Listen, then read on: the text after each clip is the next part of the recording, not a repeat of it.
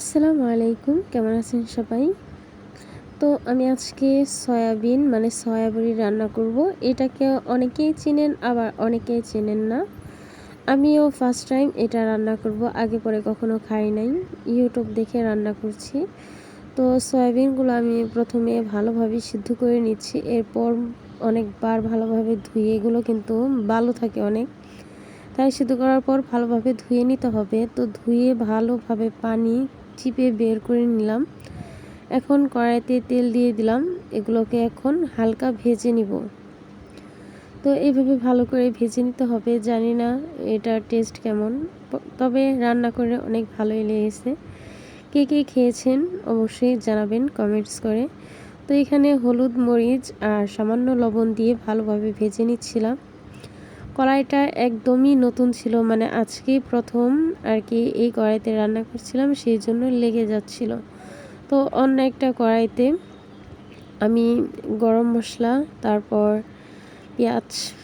পেঁয়াজ মরিচ সব কিছু দিয়ে ভালোভাবে ভেজে নিচ্ছিলাম। তারপর লবণ দিয়ে দিলাম, এখন ভালোভাবে ভেজে নিব। আমার কাছে মোটামুটি ভালোই লেগেছে। সয়াবিন অত বেশি মজাও না, আবার একবারে টেস্ট খারাপও না।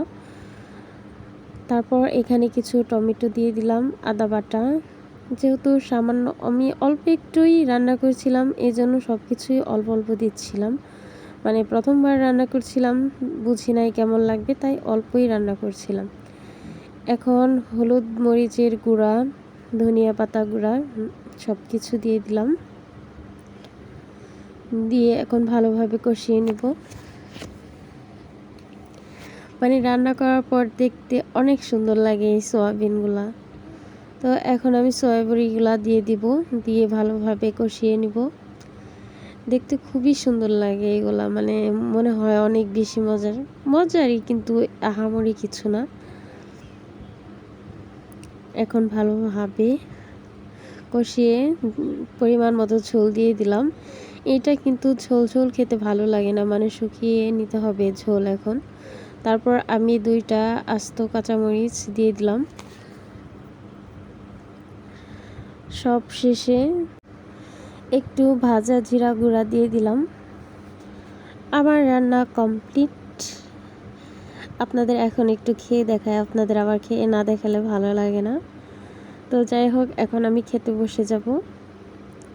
এই তো গরম গরম ভাত আর সয়াবিন নিয়ে বসে গেলাম।